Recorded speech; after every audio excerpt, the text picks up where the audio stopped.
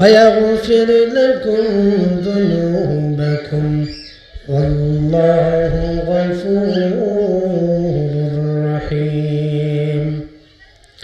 يا أيها الذين آمنوا صلوا عليه وسلموا تسليما. اللهم صل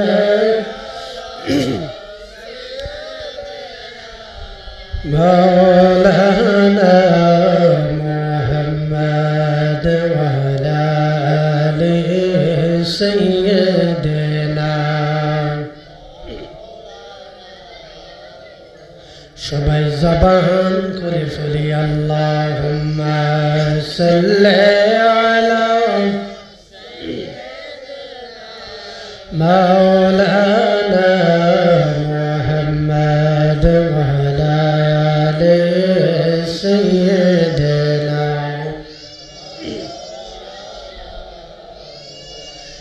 কোথায় রইলেন দয়াল নবীজি, ওগো আমাদেরকে সারিয়া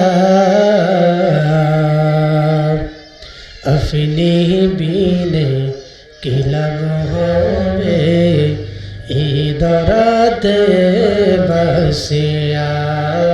अल्लाहुम्मा सल्ली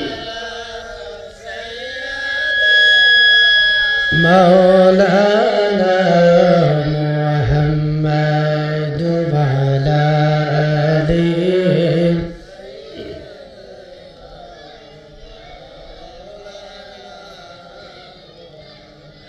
ডানে বামে মাটি বামে মাটি, নিচে মাটির বিছানা,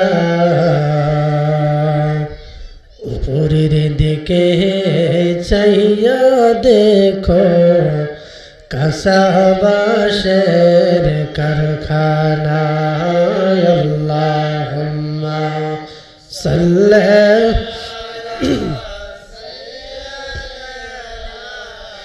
مولانا محمد وعلى آله سيدنا।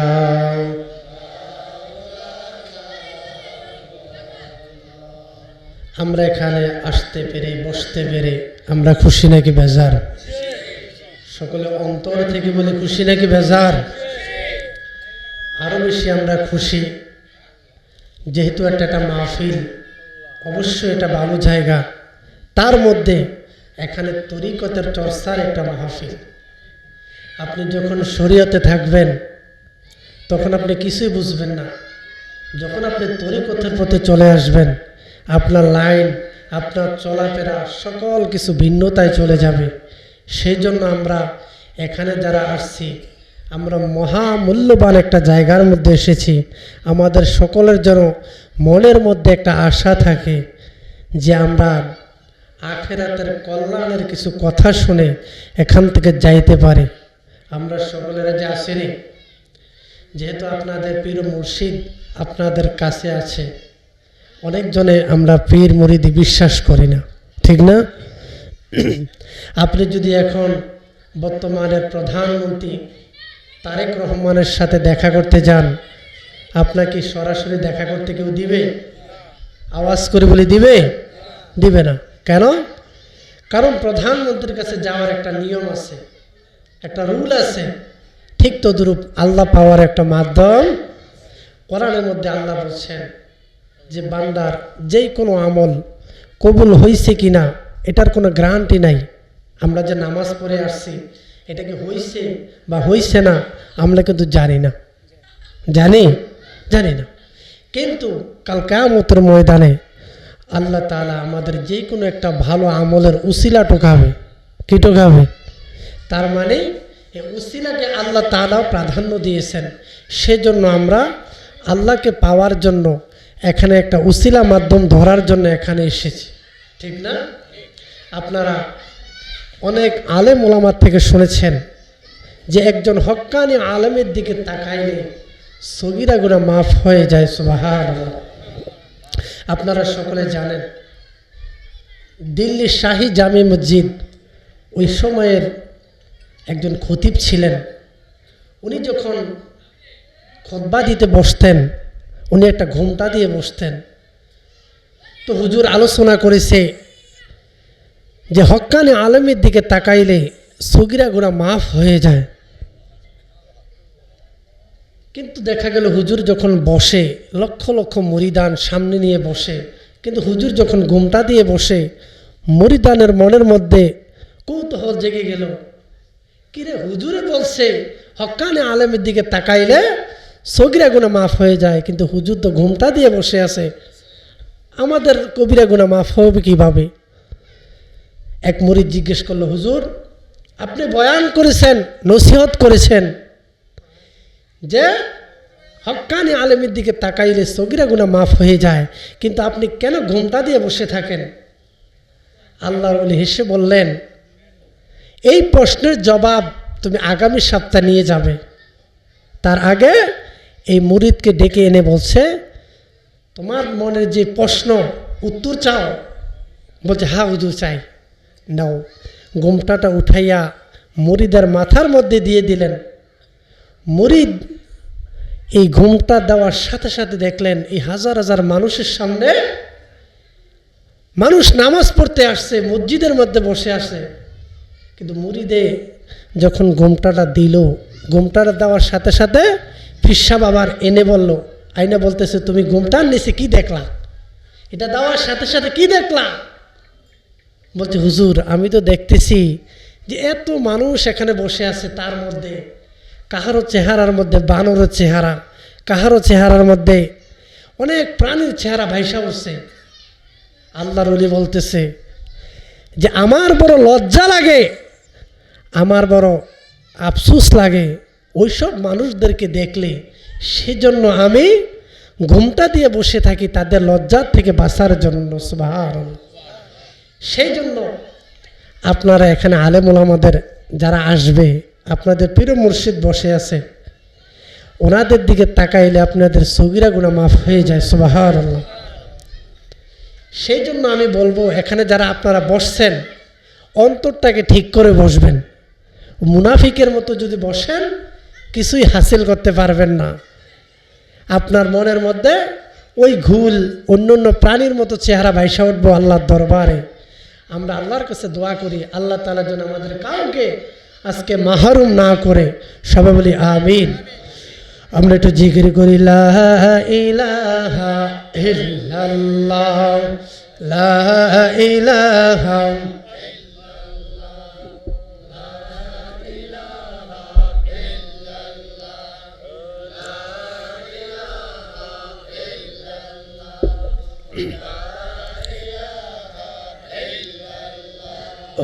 লা ইলাহা ইল্লাল্লাহ, লা ইলাহা ইল্লাল্লাহ, লা ইলাহা লা ইলাহা লা ইলাহা ইল্লাল্লাহ, লা ইলাহা লা ইলাহা ইল্লাল্লাহু মুহাম্মাদুর রাসূলুল্লাহ সাল্লাল্লাহু আলাইহি ওয়াসাল্লাম। আমরা এখানে যারা আসছি এমন কে আছেন যার আমল নামার মধ্যে কোনো গুনাহ নাই? এমন কেউ আছেন যার গুনাহ নাই? তার প্রতি আমার কোনো দাবি নাই। যার গুনাহ আছে তাদের সকলকে আমি অনুরোধ করব, তরিকতার একটা সবক হইছে মানুষ যখন জিকির করবে তখন কলবের সাথে মিলে জিকির করা। আমরা অনেকজনে জিকিরের সময় হাসাহাসি করি না? অনেকজনে বলে যে জিকির করে নাইসা দইফা ঘান্না সাইয়া বলে না, অথচ আল্লাহ তাআলা বলছে আল্লাহকে সবভাবে ডাকা যায়। তার মধ্যে দিয়ে আমরা আল্লাহ পাকের একটু ইসমে জাতের জিকির করে নেব। এরপরে আপনাদের পীর মুর্শিদ আপনাদেরকে সবক দিবেন, তালিম দিবেন। আলেম ওলামারা আসছেন, হেরা হচ্ছে এলাকার জন্য মেহমান। আমি তো প্রত্যেক জুমা আপনাদের সামনে বয়ান করি, জুমার মধ্যে নসিহত করি, তার মধ্যে দিয়েও মহল্লা হিসাবে এখানে বসছি। আমি চাই জিকিরের মাধ্যমে যেন সকলের ময়লাগুলা দূর হয়ে যায়। খাবারের আগে যেইভাবে হাত ধোয়ায় না, ফেলির দেয়, হাত ধোয়ায়, ঠিক আমি আপনাদেরকে ফেলির দেব, হাত ধোয়াবো, খাবার দিবে আপনাদের পীর মুর্শিদ এবং কি আলেম ওলামা যা আছে তারা আপনাদেরকে খাবার দেবে। কি বলেন? আমরা একটু জিকির করি, আল্লাহ আল্লাহ আল্লাহ আল্লাহ আল্লাহ আল্লাহ আল্লাহ আল্লাহ আল্লাহ Allah, Allah, Allah, Allah, Allah, Allah.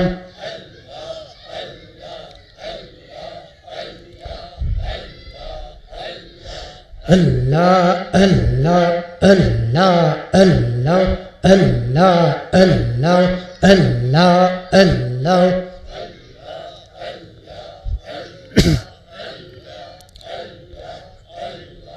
Allah, Allah, Allah, Allah. পাগল মনরে দম ফুরাইলে বুঝবি কে আফওয়ান। আল্লাহ আল্লাহ আল্লাহ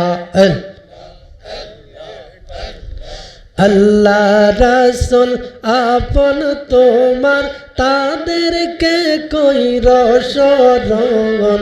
দম ফুরাইলে বুঝবি কে আফওয়ান।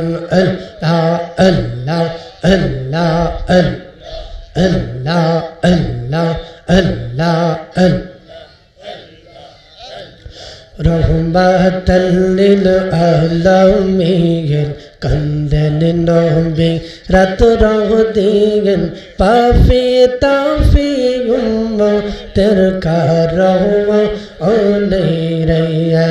আল্লাহ আল্লাহ আল্লাহ আল্লাহ আল্লাহ রহমাতাল লিল আলামিন কান্দেন নবী রাত দিন, পাফি তাফি উম্মতের কারওয়া ও নেরিয়া। আল্লাহ আল্লাহ আল্লাহ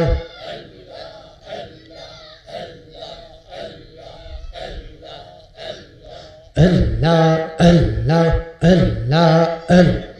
মরণের কথা মানুষ, মরণের কথা মানুষ স্মরণ করো না। আজরাইল শিলে রে মন কফিয়ত সলবে না।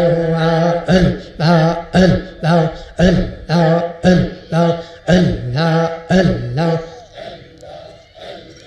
Allah, Allah, Allah, Allah.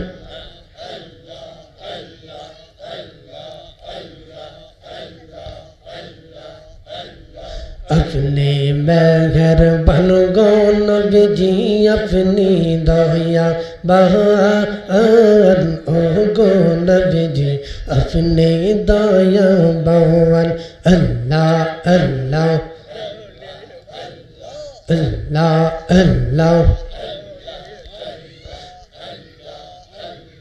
দেখায় আপনার মজেজা, ভাগ্যবতী হইল খাদিজা। জীবন জৈবন সহিপা দিলেন পাওয়ায়। আল্লাহ আল্লাহ আল্লাহ আল্লাহ। লা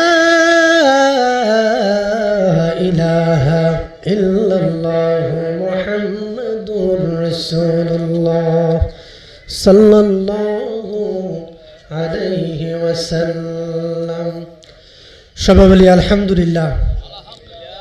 আপনাদেরকে কয়েকটা কথা বলে আমি এখানে শেষ করব। যেহেতু একটা কোরআনের আয়াত নিয়েছি, এই কোরআনের আয়াত থেকে যেন আপনারা একটা কথাও যেন নিতে পারেন সেজন্য বলবো। কোরআন থেকে একটা আয়াত নিয়েছি নবীজির মোহাব্বতের উপরে। আপনার খুশি নাকি বেজার? সকলে এইদিকে খেয়াল করেন, সকলে এইদিকে খেয়াল করেন। কোরআন থেকে ছোট একটা আয়াত নিয়েছি নবীজির মোহাব্বতের উপরে। সুবহানাল্লাহ। আল্লাহ তাআলা কোরআনে বলছেন, কুল ইন কুনতুম তুহিব্বুনাল্লাহ ফাত্তাবিউনি ইউহিব্বুকুমুল্লাহ। আপনারা আলেম ওলামাদের থেকে অনেক বয়ান শুনছেন নবীজির মোহাব্বতের উপরে। আমি এখানে আপনাদের সামনে বয়ান করব না, জাস্ট কয়েকটা কথা বোঝানোর জন্য বলবো। আমার আপনার আমল বন্দিগি, নামাজ রোজা, এর কোনো বড়াই আছে? কিয়ামতের ময়দানে আমাদের একটাই ভরসা, নবীজি, ঠিক না? নামাজ রোজা দিয়া আমাদের কি এরকম আশা করতে পারি না। আমাদের একটাই ভরসা, রসুল যদি আমাদের জন্য কিছু করে, নাই তবে আমাদের উপায়। আল্লাহ নবীজির একজন সাহাবী ছিলেন, যিনি মদিনা শরীফে অনেক আগে হজ করতে আসছেন। হজ করে একদিন, 2 দিন, 3 দিন মদিনার মধ্যে খুব অভাব অনটন চলতেছে। এক হাজি, রসুলের বড় আশেক, নবীজির আশেক হইলে কি হয়, দেওয়ানা হইলে কি হয়, আর নবীজির দেওয়ানা হইলে দুনিয়াতে নবীজি কতটুকু উম্মতের জন্য আগ্রহ মায়া করে, ওইটা বোঝানোর জন্য আপনাদেরকে একটা ঘটনা বলতেছি। ছোট্ট কিতাব থেকে ছোট্ট একটা ঘটনা বলতেছি। আল্লাহ নবীর এক আশেক হজে গেলেন। 1 দিন, 2 দিন, 3 দিন হজে যাওয়ার পরে, 3 দিন যাওয়ার পরে ওই লোকটা কিছুই খাইতে পাইতেছে না মদিনার মধ্যে। হঠাৎ করে রাত্র যখন হয়ে গেল, আল্লাহ নবীর ওই আশেক রওজার সামনে বসে বসে জিয়ারত করলেন। করে রসুলের সামনে বলতেছে, ইয়া রাসূলুল্লাহ, আপনার বাড়িতে আসলাম, 3 দিন হয়ে গেল, কিন্তু আমি আজকে 3 দিন ক্ষুধার্ত, কিছুই খাইতে পাই না। এই কথা বলে রওজার একটা পাশে দিয়া শুয়ে গেলেন। হঠাৎ করে ঘুমের মধ্যে ওই আল্লাহর আশেক বান্দা দেখলেন, ঘুমের মধ্যে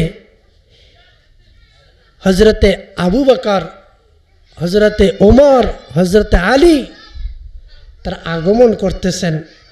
হজরতে আলী উনি বলতেছে আর কি, স্বপ্নের কথাটা কিতাবের মধ্যে এভাবে লেখলেন যে হজরত আলী আয়েশা ওই লোকটাকে একটা ধাক্কা মারলেন। ধাক্কা মাইরা বলতেছে, হে আল্লাহর বান্দা ওঠো, রসুল তোমার সামনে চলে আসতে। সুবহানাল্লাহ। ওই ব্যক্তি বলল, আমি দেখলাম তারা আমার সামনে আসলো, নবীজি আমার হাতের মধ্যে একটা রুটি দিলেন। রুটি দেওয়ার সাথে সাথে আমি অর্ধেকটা রুটি খাইলাম। খাওয়ার সাথে সাথে আমার ঘুম ভেঙে গেল। হঠাৎ করে দেখি ঘুম ভাঙার পরেও বাকি যে অর্ধেক রুটি আছে, ওই রুটিটা আমার হাতের মধ্যে রয়ে গেছে। সুবহানাল্লাহ।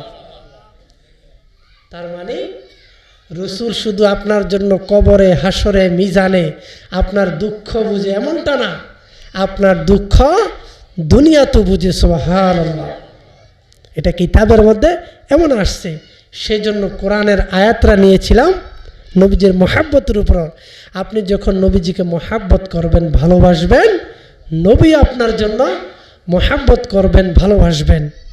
আপনাদের সকলকে আমি একটা সবকের মতো দিয়ে গেলাম যে হাঁটতে বসতে সবসময় দুরূদ শরীফ পড়বেন তো ইনশাআল্লাহ। এই সবকটা আদায় করবেন তো ইনশাআল্লাহ। বড় দুরূদ পারেন না, ছোট দুরূদ পড়বেন। সাল্লাল্লাহু আলাইহি ওয়াসাল্লাম, সাল্লাল্লাহু আলাইহি ওয়াসাল্লাম। এটা হলো নবীজির উপরে দুরূদ পড়া। অনেকজনে বলে দুরূদ পড়া বেদাত, বলে না? নবীজির উপরে দুরূদ পড়ে যদি আমরা বেদাতি হই, আমরা জাহান্নামী হই, তাহলে আমরা ওই জাহান্নামে যাইতে চাই। কি বলেন? আব্দুল কাদের জিলানীকে জিজ্ঞেস করা হলো, হে আব্দুল কাদের জিলানী, তুমি কি জান্নাতে যাইতে চাও না জাহান্নামে যাইতে চাও? আব্দুল কাদের জিলানী বললেন, আমি জান্নাতে যাইতে চাই না জাহান্নামে যাইতে চাই। তারপরে আমাকে যদি আল্লাহ জাহান্নামে দিয়া যদি একবার জিজ্ঞেস করে, হে আব্দুল কাদের জিলানী তুমি কেমন আছো, এটা আমার জন্য জান্নাত হয়ে যাবে। সুবহানাল্লাহ। কারণ যারা আল্লাহর মাকবুল বান্দা, প্রিয় বান্দা, তারা জান্নাত জাহান্নাম চায় না, তারা চায় মাবুদকে। কাকে? তারা চায় রসুলকে। কারণ জান্নাত জাহান্নাম এটা হচ্ছে একটা জায়গা, আর আপনি যখন মালিকের হয়ে যাবেন জান্নাত জাহান্নাম আপনার কদমে চলে আসবে। সুবহানাল্লাহ। আপনি আপনারা এখানে আসছেন, এই জায়গাটা হইল একটা স্থান, কিন্তু আপনি যখন এই জায়গার মালিককে হাতে নিয়ে ফেলবেন এই জায়গা আপনার পিছনে ঘুরবে, আপনি জায়গার পিছনে ঘুরতে হবে না। ঠিক না? ঠিক না? ঠিক তদ্রূপ আপনি রসুলের হয়ে যান, দুনিয়া আপনার পিছনে চলে আসবে। আপনি আল্লাহর হয়ে যান, দুনিয়া আপনার জন্য আপনার কদমের তলে চলে আসবে। সেজন্য আল্লাহর ওলিরা দেখবেন তারা দুনিয়া দুনিয়া দুনিয়া দুনিয়া এসব কিছু করে না। করে? তারা কি করে? এই যে আপনি আজকে উনি আসছে, উনি কি আপনাদেরকে দুনিয়া সম্পর্কে কোনো আলোচনা করাবেন?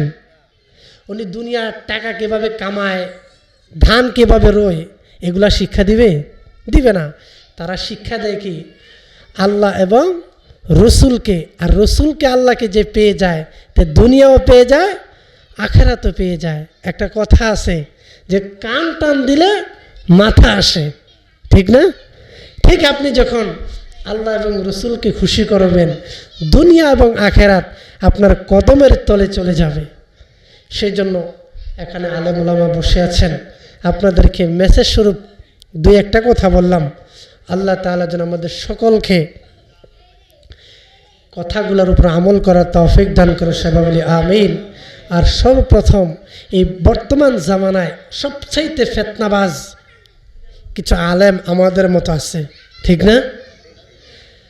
আল্লাহ তাআলা কোরআনে বলছেন আল্লাহর সাথে যদি আপনি কখনো বেয়াদবি করেন, কার সাথে?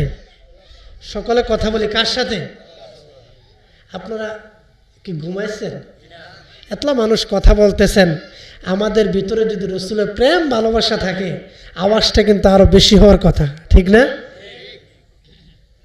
আল্লাহ তাআলা বলছেন আমার সাথে যদি কেউ বেয়াদবি করে, ওই ব্যক্তি যদি ক্ষমা চায় তার মাফ আছে। কি আছে? কিন্তু রসুলের সামনে যদি কেউ বেয়াদবি করে তার একমাত্র ক্ষমা হইল তার গর্দান ফালিয়ে দেওয়া। কারণ রসুলের উপরে কেউ যদি অহংকার করে, কুফরি করে, স্বয়ং আল্লাহ পর্যন্ত এটা বরদাস্ত করে না। সেই জন্য আপনি নামাজ পড়েন না, রোজা রাখেন না, হজ করেন না, জাকাত দেন না, আপনি হইলেন গুনাহগার। আপনি কি জাহান্নামের সাজা ভোগ করে হইল একদিন না একদিন রসুলের উম্মত হওয়ার কারণে জান্নাতে চলে যাবেন। কিন্তু আপনার নামাজ আছে, রোজা আছে, হজ আছে, জাকাত আছে, রসুলের প্রতি আপনার খারাপ ধারণা, অহংকার মুক্ত আচরণ, খারাপ আচরণ, কুফরি আকীদা, আপনার জন্য জান্নাত তালা মারা থাকবে। এটা কিন্তু আমি ফতুয়া দেই নাই, এটা ফতুয়ার থেকে আরও বড় তালা যেভাবে একসাথে লেগে যায়। এই কথার দলিল সারা পৃথিবীর যত আলেম আছে সকলে একমত, রসুলুল্লাহর শানে বেয়াদবি করলে কাহারও কোনো ক্ষমা। আল্লাহ তাআলা যেন রসুলের ভালোবাসা আমাদের সকলের অন্তরে জারি করে দেয়, সবাই বলি আমিন। আজকের এই মাহফিলকে যেন আল্লাহ পাক কবুল করে, সবাই বলি আমিন। আসসালামু আলাইকুম ওয়া রাহমাতুল্লাহি ওয়া বারাকাতুহু।